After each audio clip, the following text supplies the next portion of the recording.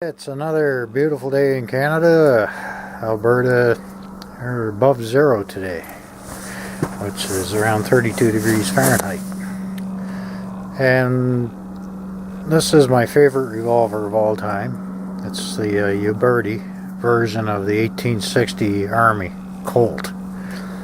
Now, I've had this gun for quite a few years. It's probably one of the first handguns I ever bought. And I've always had an issue with misfiring on this one. I get the first 6 rounds off, no problem. Sometimes the second if I'm using Pyrex. But usually when it starts fouling up a little bit, it's a couple of hits to get all the cylinders fired off. And I think I found out why. I ended up noticing there was an indent on the back of the hammer, and the rear of the frame in here where the hammer sits, it was hitting that. And on this particular revolver, I don't know if all the birdies are the same. Let's see if I can get a little light in there. It's not quite as rounded off, so it's almost like the hammer was hanging up on that a little bit. It was affecting the clearance, or actually the amount that the hammer would contact the percussion cap. So as you can see, I buffed it out, took a couple of thou out of there, which allowed the hammer to move farther forward, because I noticed on the Pietas, when the cylinder's off, the face of the hammer is actually protruding past the frame a lot more than this one was. So once I did that, next thing I noticed was a little bit of wear on top of the frame. So it did move ahead a little bit after buffing this out. And I'm making I thought about actually doing a little work in there, but I'd rather not touch the frame because the hammers are easily replaced. The next thing I noticed was on the bottom of the hammer face here, it was also hanging up a bit on the frame. So I gave that a little buff too with the Dremel. And next thing I noticed, there's a considerable amount of protrusion of the hammer past the face of the frame there. And I believe, or I always notice, that any amount of fouling in the back here around this area, what you're going to get, that's when this thing started misfiring. So I was always wiping this out and wiping that off. I wasn't sure. I thought maybe it was the nipples, so I ended up buying these new ones. They're stainless steel.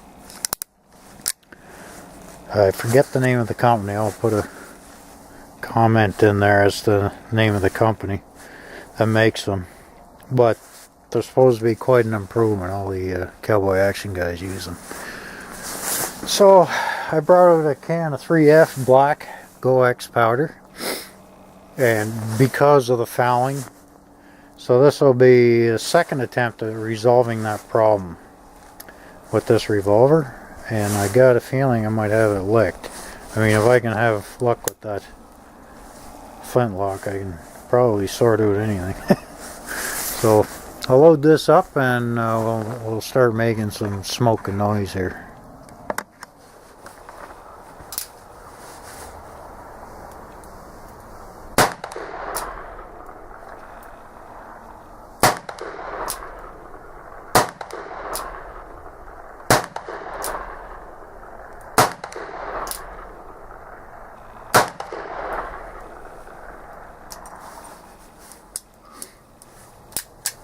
Well,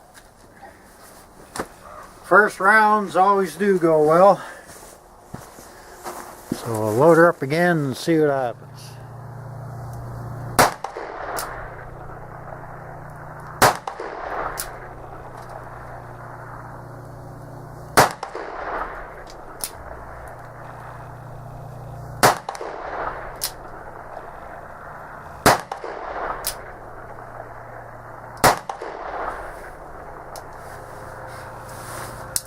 So far, so good.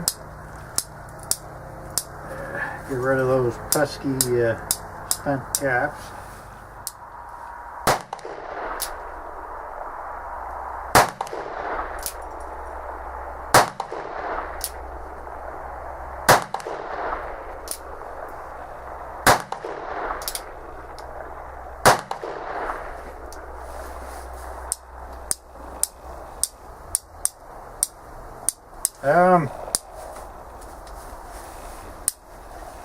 That's 3 rounds,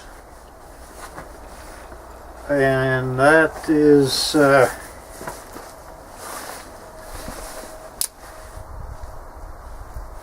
pretty good for this gun. Usually by the 3rd one I'm hanging up. So I'm not going to clean anything. I'm just going to keep going. See how long before she starts clicking and not booming. Alright, round 4. I took to putting a drop of ballistol down each chamber after I seat the ball to see how that's going to work.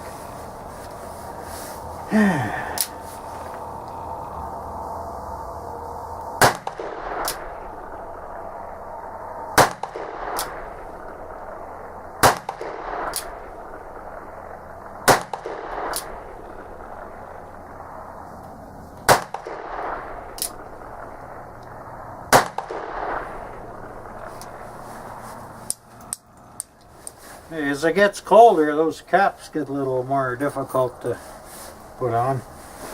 It's starting to get a little cranky to get the ball in. It's some of the chambers, but we're doing alright. I didn't put any wads in this time. I'm not particularly fond of the smell of the wool burning.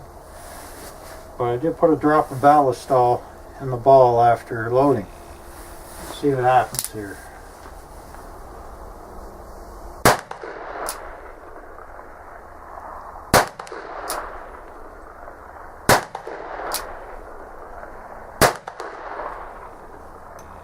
Hot cap in my hand.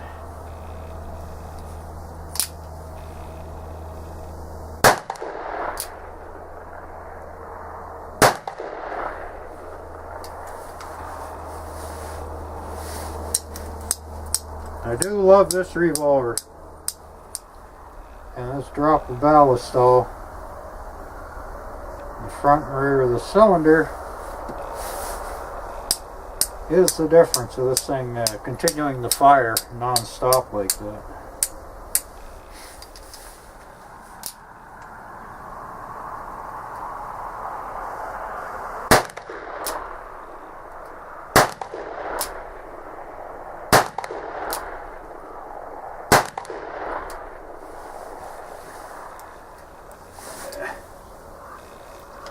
There's a cap hung up on me there. That's one thing I don't like about those new nipples I put on there.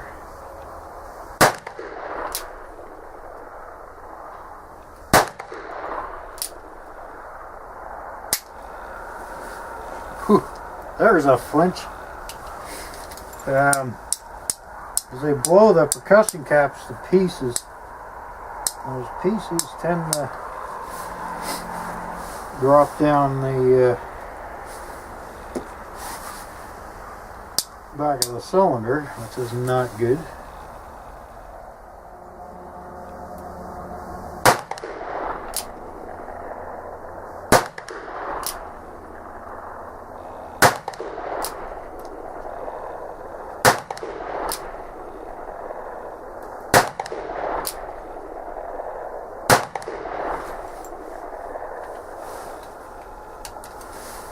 She's never ever worked that good before.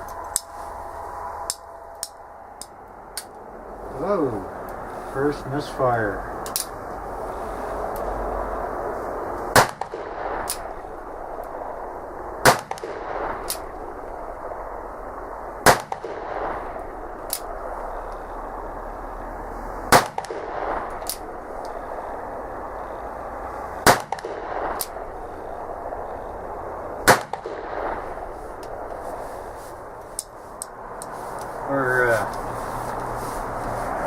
Making for the pile of spent caps there.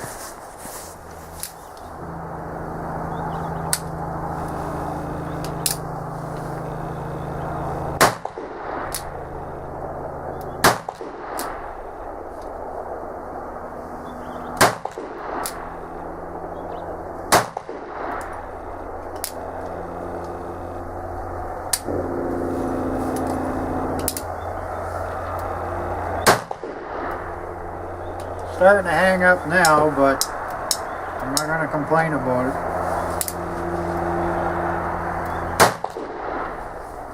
Okay, I cleaned the back of the hammer off. Yeah, it was very thick with fouling, and I cleaned the face as well. So let's see how that works.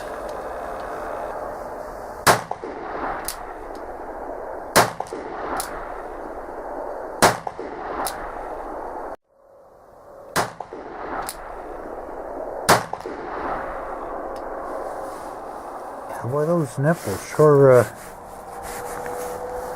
blow those caps apart. That's only some of them too, the rest are... Oh, there's a pile of them down there. Pick those up.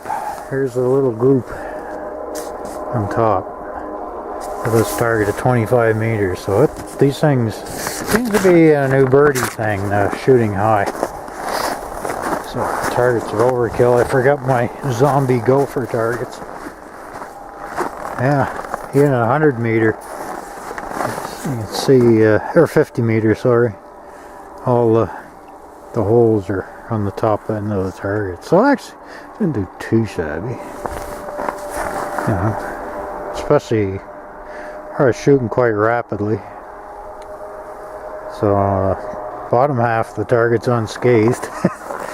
And you can see a fair group of round ball holes up there too. So I'll call that repair I did a success.